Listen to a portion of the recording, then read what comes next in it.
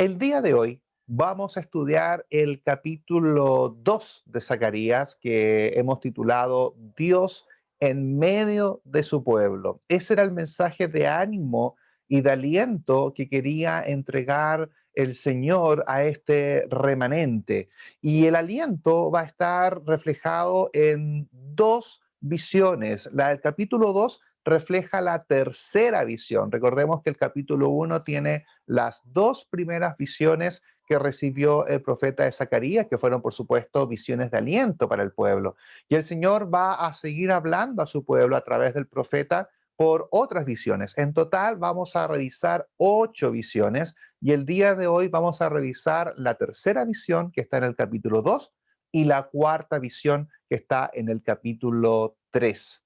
Esta visión que vamos a ver esta tarde concluye esta visión con una exhortación de ánimo y también, por supuesto, con un anuncio muy importante de que alguien iba a venir en el futuro, que el remanente tenía que estar presente porque alguien iba a venir y que iba, por supuesto, a terminar el consuelo. Terminar me refiero a cumplir en su totalidad el consuelo que el Señor tenía pensado para su pueblo.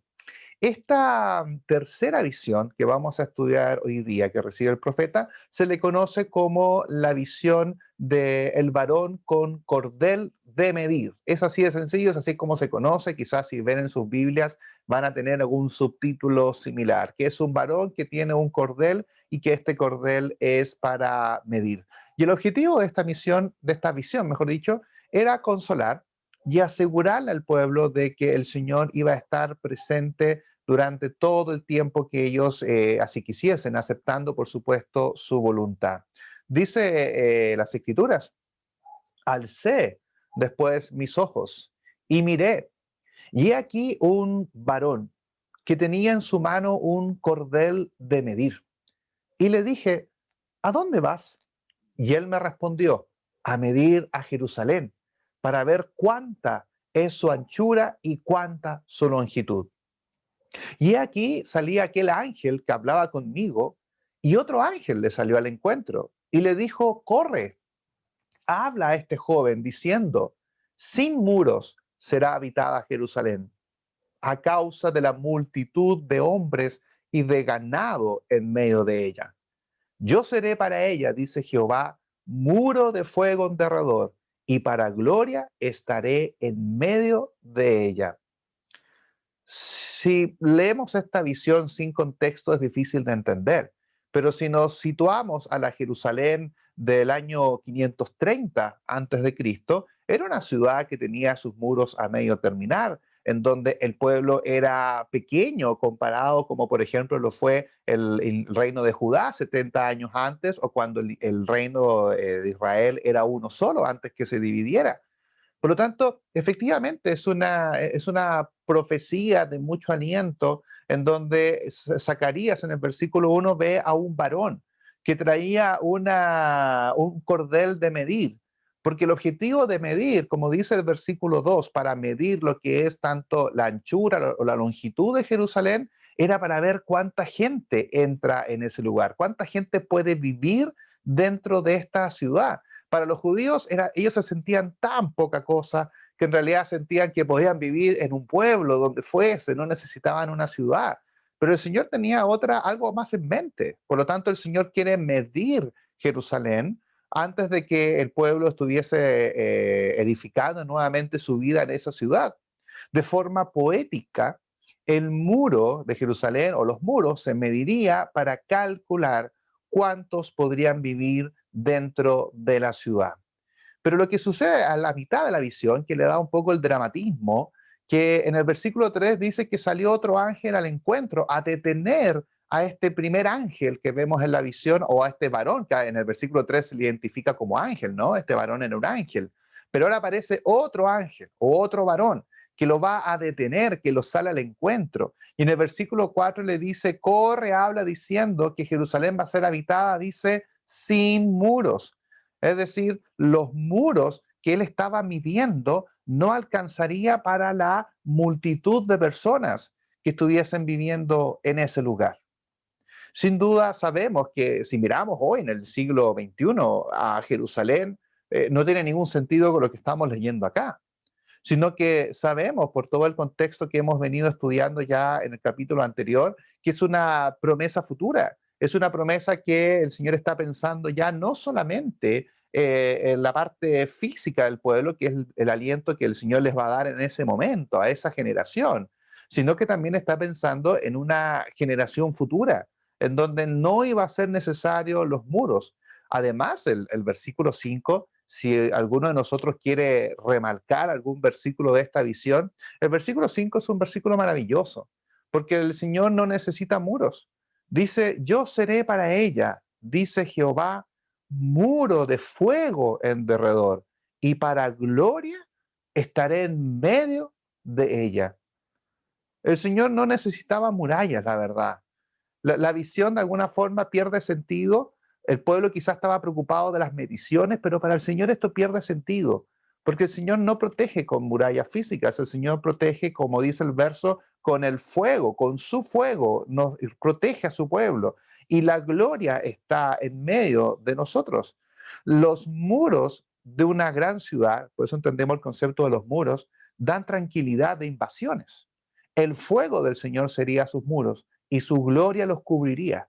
Y por supuesto, cuando dice que la gloria estará en medio de ella, o mi gloria estará en medio de ella, viene una alusión al tabernáculo de los tiempos de Moisés, en donde, y también cuando levantaron el templo del el segundo, el primer templo, el templo de Salomón, en donde la gloria del Señor estuvo en ese momento.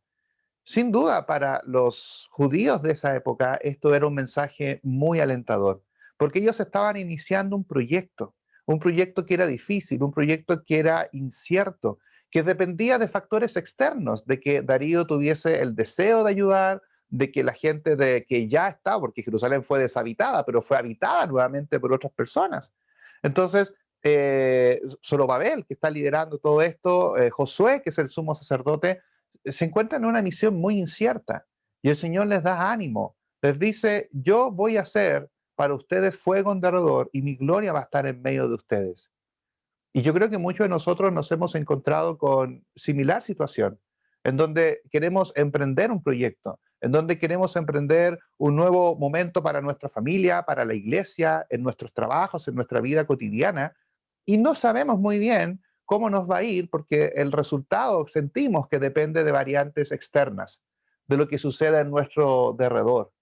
Y aquí hay un versículo de aliento para nosotros los cristianos hoy en día, en donde todo lo que nosotros hagamos no vamos a estar solos, vamos a estar rodeados por el muro de Jehová que es fuego y la gloria del Señor va a estar en medio de nosotros. Esta promesa que se le da a los judíos es una promesa también para esta Jerusalén que tenemos nosotros, en donde el pueblo del Señor se ha agrandado mayormente. Por lo tanto, el Señor, así como a nosotros, también a los judíos de la época, los alienta, les dice, vamos, vayan a Jerusalén, no se preocupen del tamaño, no la sientan vacía, el Señor va a estar con ustedes. Todavía habían personas que a pesar de que se había dado el edicto de Darío para que saliesen y pudiesen salir de Mesopotamia, a pesar de ese edicto, muchos todavía estaban morando en ese lugar.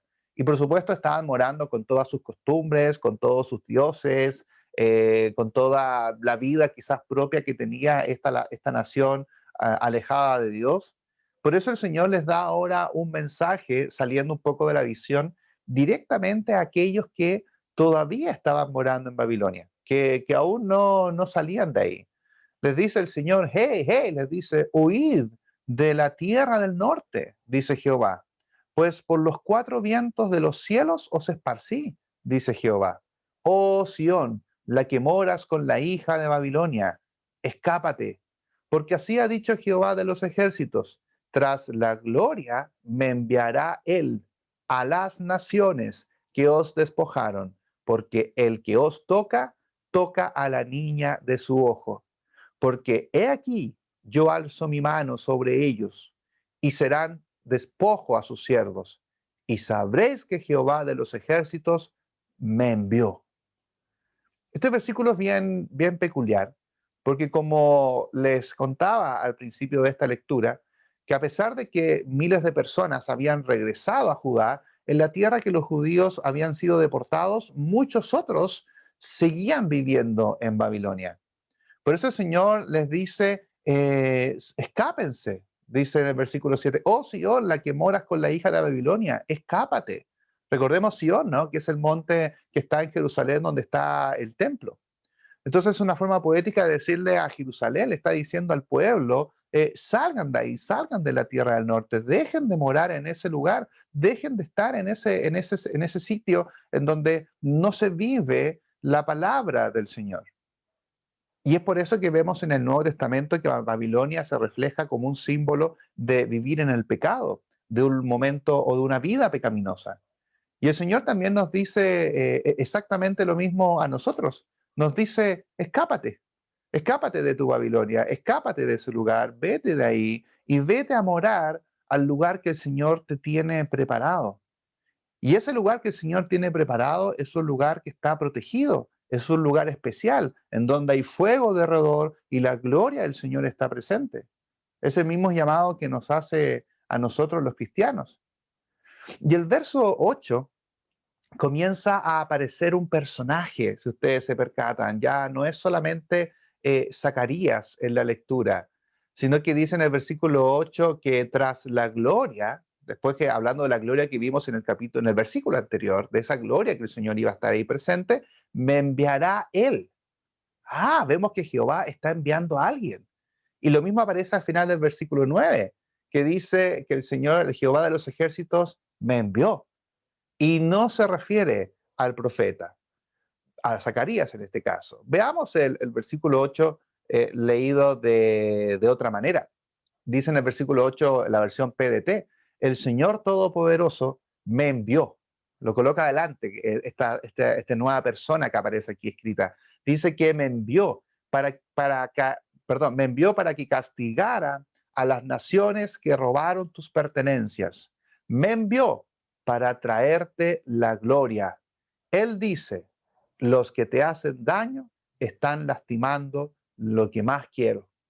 Me gusta la versión PDT porque le da protagonismo a este nuevo personaje que se está prometiendo, en donde Jehová dice, venga a la nación, venga el remanente, pero después del remanente, el Señor va a enviar a alguien más, a alguien que está aquí identificado. Y el versículo 9 nuevamente habla de esta persona, dice, porque he aquí, yo alzo mi mano sobre ellos y serán despojo a sus siervos, y sabréis.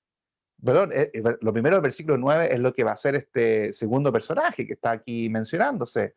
Y sabréis, dice al final del verso 9, que Jehová de los ejércitos me envió. Un comentario respecto a este nuevo personaje que comienza a aparecer en este capítulo. Lo dice así Charles Faber en su comentario bíblico, comentario completo de la Biblia. Él dice que expresó diciendo que el significado es que Dios enviaría al Mesías para vindicación de su gloria. En el versículo 9, en otras dos versiones, la palabra, el pronombre me, cuando dice me envió, se escribe con mayúscula, presumiblemente para indicar que la palabra se refiere a la deidad, se refiere al Mesías, se refiere al Hijo de Dios. Nosotros tenemos esto totalmente revelado, es decir, sabemos que el Señor lo que aquí le está prometiendo, hay dos promesas en este mismo capítulo.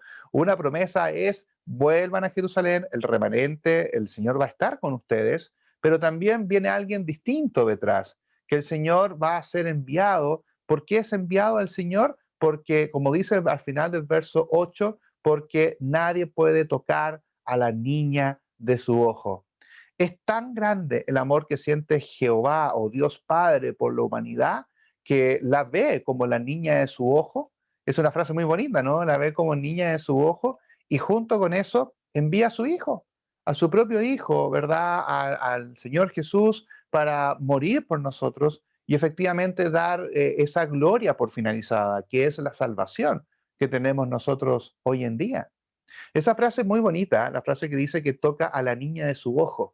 Yo creo que todos los que están aquí conectados, que son padres, y tienen hijas, mujeres, varonas, pueden entender muy bien esa frase, ¿no? En donde es la niña de mis ojos. Las madres también dicen eso de sus hijos, dicen muchas veces que mis hijos son mis ojos. No sé si han escuchado esa frase, se dice mucho en Chile. Y es una frase muy bonita que nosotros utilizamos normalmente y que el Señor la utiliza aquí por única vez. Esta es la única vez en el Antiguo Testamento que aparece esta frase, que toca a la niña de su ojo. El Jehová dice, si alguien toca a mi pueblo, es como que si tocase a mi propia hija, como si tocase a la niña de mi ojo. Y por eso envía al Salvador, envía al Mesías, envía al ángel de Jehová que estudiamos en el capítulo anterior, lo envía al retoño, envía a esta nueva persona, ¿verdad? Nueva identidad de la deidad. ¿Para qué? Para poder cumplir en totalidad la entrega de la gloria que el Señor promete.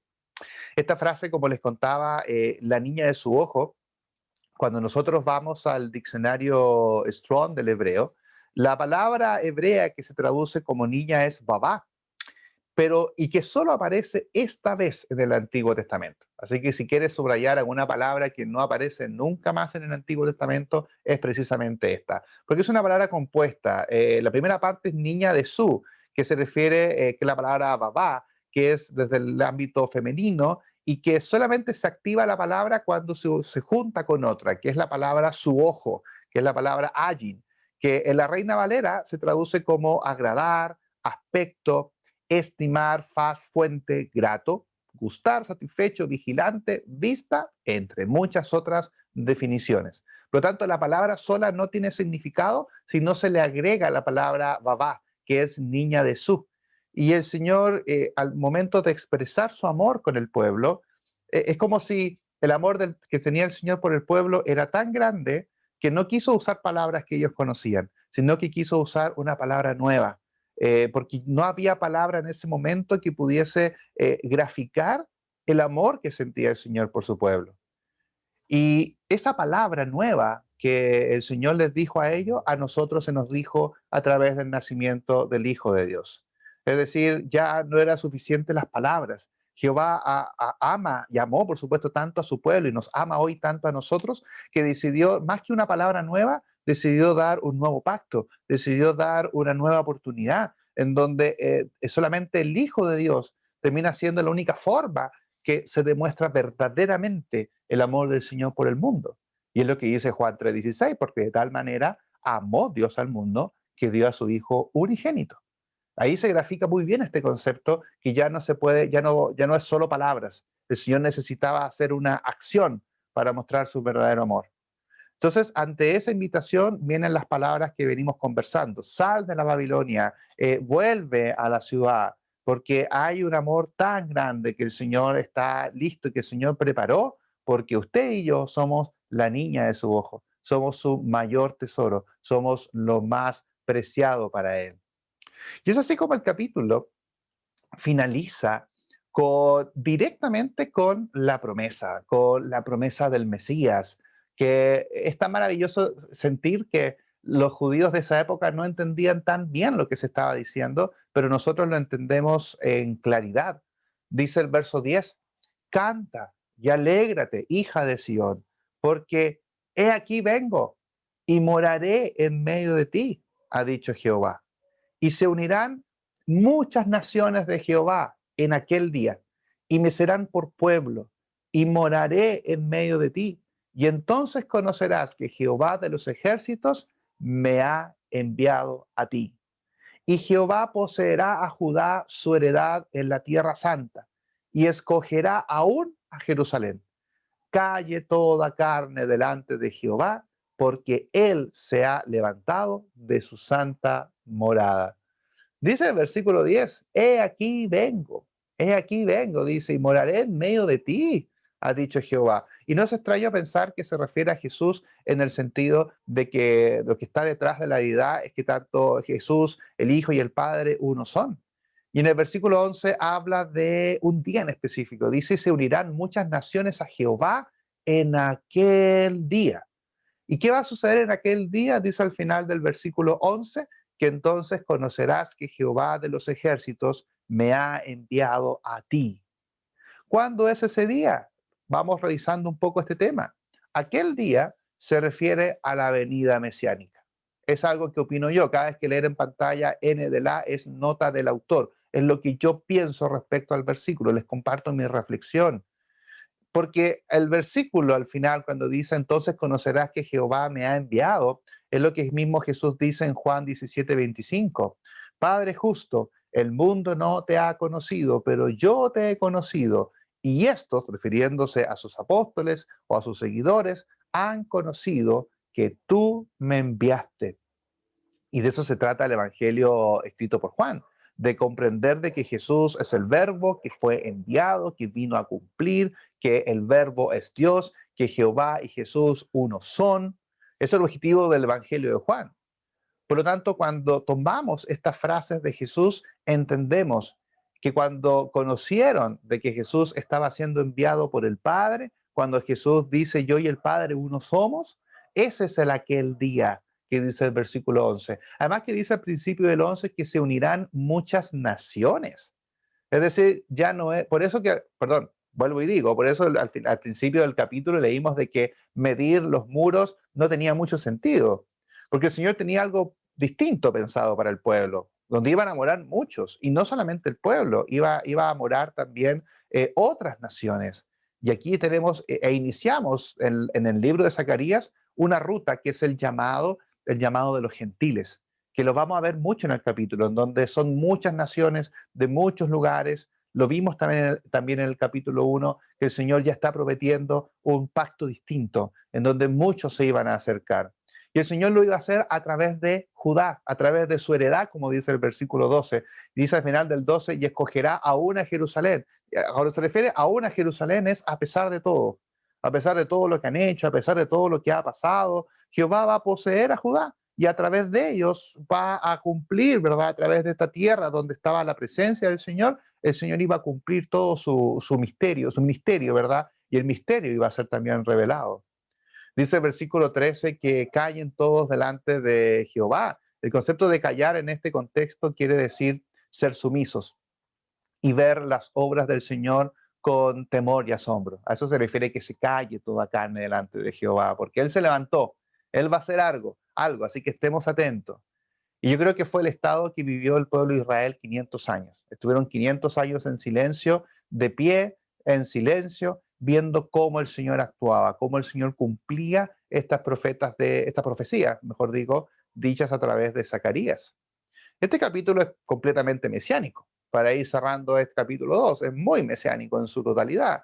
Es lo que comenta Coy Roper en su comentario de los profetas menores. Él dice que otra posibilidad es que el capítulo 2, del día al 13 específicamente, es mesiánico y se refiere a la venida de Cristo. Si es así, el me del versículo 11 se refiere al Mesías divino. El pasaje parece referirse al futuro, ¿verdad? Más que a lo que vivían los judíos en ese momento, es al futuro.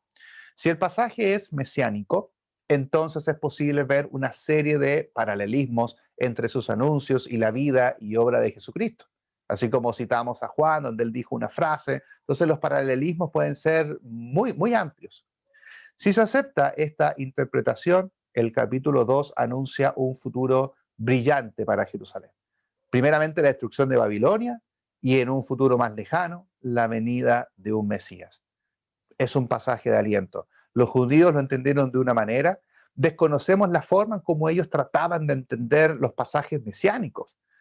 Hay muchas conjeturas de qué pasaba en ese momento para entender eso como según la época en que se estaba diciendo, pero eran conjeturas. La verdad es que todo comenzó a calzar mucho mejor después de que Jesús ascienda al cielo y empezamos a releer de nuevo todo lo que se había prometido y recién ahí comenzamos a entenderlo. Y nosotros tenemos el privilegio de entenderlo en su totalidad. Y una reflexión final que por favor no dejemos pasar, que es así como este libro anima a los judíos del año 530 antes de Cristo, también a los cristianos del 2021. Esta frase de fuego en derredor, que Jesús mismo en nosotros se hizo carne y a través de su muerte, sacrificio y su vida en nosotros, el Señor es como un muro, es como un fuego en derredor nuestro. No tenemos nada que temer. La vida como cristiano es una vida de vencedores, es una vida de conquistadores. Somos cristianos y cristianas que estamos hechos para grandes cosas en nuestra vida. ¿Por qué? Simplemente porque el Señor está con nosotros, porque el Señor en todos nuestros proyectos nos acompaña. Además que así como Israel fue la niña de sus ojos, hoy en día la iglesia, el nuevo pueblo de Dios, sigue siendo la niña de su ojo. El Señor cuida a su iglesia y cuando digo cuida a su iglesia, lo cuida a usted y me cuida a mí.